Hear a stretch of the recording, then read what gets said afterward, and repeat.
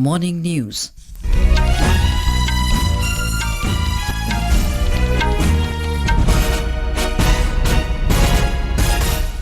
Good morning, I'm Anuja Kumar. The headlines. Prime Minister Narendra Modi strongly condemns attack on Hindu temple in Canada, asks Canadian government to ensure justice and uphold rule of law. President Draupadi Murmu to attend first Asian Buddhist Summit in New Delhi today. Indian Railways operating 22 festival special trains originating from Delhi NCR to various parts of the country today. US to go to polls today to elect a new president.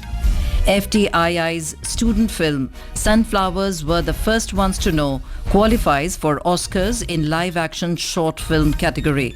And in tennis, India's Ritvik Chaudhary Bolipalli and his Portuguese partner Francisco Cabral enter men's doubles quarterfinals of Moselle Open in France. And now the news in detail. Prime Minister Narendra Modi has strongly condemned the deliberate attack on a Hindu temple by extremists and separatists at Brampton in Canada. In a social media post, the Prime Minister said that cowardly attempts to intimidate countries' diplomats are equally appalling. He asserted that such acts of violence will never weaken the country's resolve. Mr. Modi called on the Canadian government to ensure justice and uphold the rule of law. Earlier, External Affairs Ministry spokesperson Randhir Jaiswal asked the Canada government to ensure that all places of worship are protected from such attacks. He further said that India also expects that those indulging in violence will be prosecuted. In a statement, the Indian High Commission in Ottawa expressed disappointment at the violent disruption to outside the consular camp in Brampton, Ontario. President Draupadi Murmu will attend the first Asian Buddhist Summit in New Delhi today. This two-day summit, beginning today, will celebrate the rich heritage of Buddhism. It will feature esteemed Sangha leaders, scholars, and practitioners from across the continent. The summit aims to foster dialogue and understanding while addressing contemporary challenges faced by the Buddhist community. The Ministry of Culture, in collaboration with the International Buddhist Confederation, is organizing this summit to honor Buddhism, an ancient tradition that not only flourished within its borders but also spread to various countries. The theme of the summit is the role of Buddha Dhamma in strengthening Asia. Indian Railways is operating around 22 festival special trains today, originating from Delhi NCR to various parts of the country. These include special trains to Saharsa, Jayanagar, Patna, Muzaffarpur, Gorakhpur, Darbhanga, Sikandrabad and Malda town. According to the railways, 145 extra special trains are being operated from the 2nd to the 8th of this month to ensure smooth travel during Chhath Puja. The railway is facilitating the movement of an additional 2 lakh passengers daily, ensuring seamless travel for millions of devotees during the festive season. Indian Railways is operating around 7,000 special trains in view of the festive season to accommodate the significant surge in passenger traffic from the 1st of last month to the 30th of this month. In Maharashtra, 4,140 candidates have been left in the fray after the withdrawal of nominations for assembly elections. We have more from our correspondent.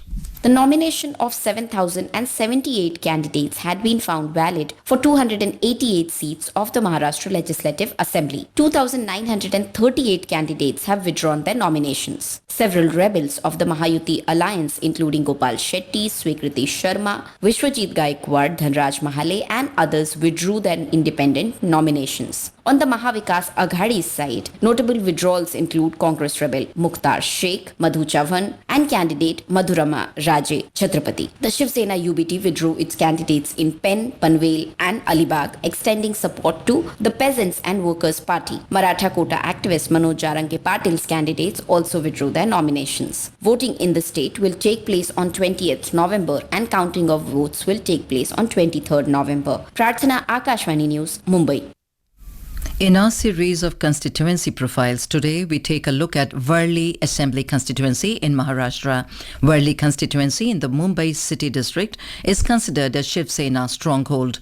The state will go to polls on the 20th of November in a single phase to elect a new assembly. More from our correspondent.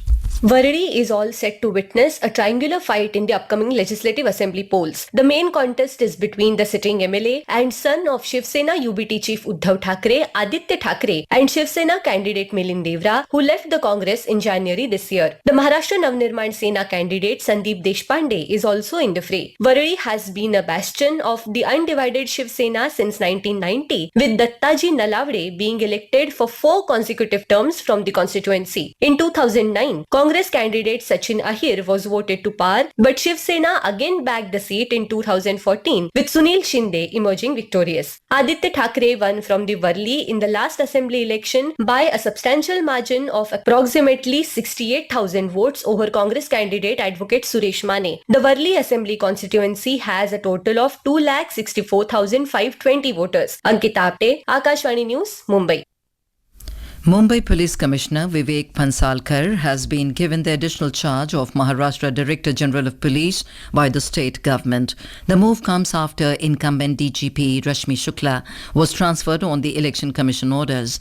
Ahead of the November 20th Assembly polls, the Election Commission yesterday directed the state government to transfer Ms. Shukla, the first woman DGP of Maharashtra, with immediate effect following complaints from political parties. The poll body directed the Maharashtra Chief Secretary to hand over Shukla's charge to the next senior-most IPS officer in the state. In Jharkhand, ruling and opposition parties are making allegations and counter-allegations to garner support of the people. BJP's Jharkhand election co-in-charge and Assam Chief Minister Himanta Biswa Sarma alleged that Chief Minister Hemant Soren protects Bangladeshi infiltrators for vote bank.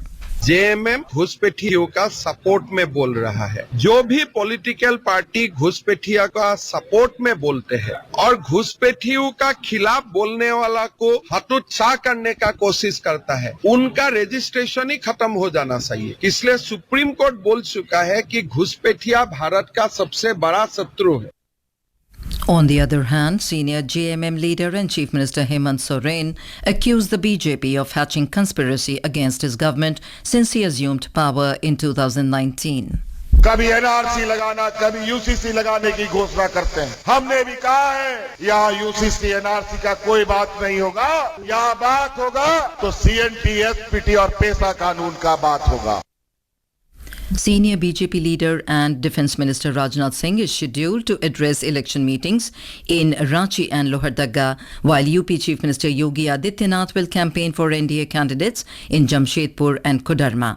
Congress President Mallikarjun Kharge will seek vote in favour of INDIA bloc candidates at rallies in Mandu and Kake.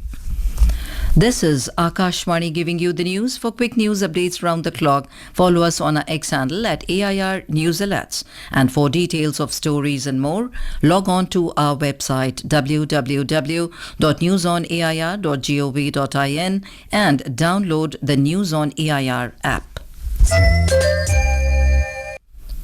The United States will go to polls today to elect a new president. Republican nominee and former President Donald Trump and Democratic candidate and Vice President Kamala Harris are locked in a tough fight for the top post. As the country has multiple time zones, polling in the US will begin today between 5:30 p.m. and 7:30 p.m. Indian Standard Time. Results of the elections are expected as polling closes, but it will take days before it is known who will be the next US president. Our correspondent has filed a report. With just hours left for the election day voting for US presidential elections to begin, preparations for polling have been completed. All eyes are on the tight race between Kamala Harris and Donald Trump as they concluded their campaigns on the election day eve. Though there is no national time for the elections to begin, but generally most states start voting at 7 a.m. US Eastern Time. Voting concludes at different times in the US. Most states conclude their voting at 6 p.m. US Eastern Time. Counting of votes begins soon after voting ends. If it's a clear election, the result shall be known by the next morning. Amritpal Singh, Prasar Bharati, West Palm Beach, Florida. Film and Television Institute of India's FTII's student film Sunflowers Were the First Ones to Know has qualified for the 2025 Oscars in the live-action short film category. This Kannada language short film, directed by FTII student Chidanand S. Nayak, is inspired by Indian folk stories and traditions. We have a report. The film had earlier this year won the first prize at the Cannes Film Festival's La Cinef selection. The La Cinef jury at Cannes had commended the film for its illuminating storytelling and masterful direction. The film showcases the expertise of a talented team, including Suraj Thakur for cinematography, Manoj V for editing, and Abhishek Kadam for sound design. The narrative is both poignant and profound, centering on an elderly woman who steals the village rooster, leading to a cessation of sunlight and resulting in turmoil within the community. In an effort to restore order, a prophecy is invoked, resulting in the exile of the woman's family as they undertake a desperate mission to retrieve the rooster. Having received acclaim on the festival circuit, Sunflowers Were the First Ones to Know is now poised to compete alongside the world's best short films. Aishwarya Rai Nigam, Akashvani News, Delhi. In sports, let's take a look at the remarkable achievements that our athletes have brought home and the thrilling matches lined up ahead. In tennis, India's Ritik Chaudhary Bollipalli and his Portuguese partner Francisco Cabral have advanced to the men's doubles quarterfinals of the Moselle Open in France. Bollipalli and Cabral progressed to the last 8 after their French opponents Adar Casso and Harold Mayo withdrew, granting them a walkover. The Indian-Portuguese duo will next face the top-seeded pair of Santiago Gonzalez of Mexico and Edouard Roger Vaseline of France in the quarterfinal on Thursday. In soft tennis, India's Tanushree Pandey has clinched a silver medal at the World Championship at Jingshan in China. She faced a defeat against Chiang-Min Yu of Chinese Taipei 3-4 in the under-21 women's individual singles final yesterday. In chess, the second edition of the Chennai Grandmasters tournament will begin today at the Anna Centenary Library. The tournament will be played in classical chess format. This year, the competition will also feature a challenger section. The winner in this section will qualify for the Masters section for next year's tournament. In table tennis, India's Srija Akula will start her campaign at the WTT Champions Frankfurt in Germany this evening. The Indian shuttler will take on Adriana Diaz of Puerto Rico in the women's singles first round. Vishnu PS, Akashvani News, Delhi. The 4-day-long Chhat Puja will begin today with the ritual of Nahai Khai. The festival of worship of the sun god will conclude on 8th of November. On the first day of the festival today, devotees are taking holy dip in different rivers, ponds and reservoirs, performing puja of the sun god. Tomorrow, Kharna will be performed. After that, a tough and 36-hour-long fast will begin, in which devotees abstain from drinking water as well.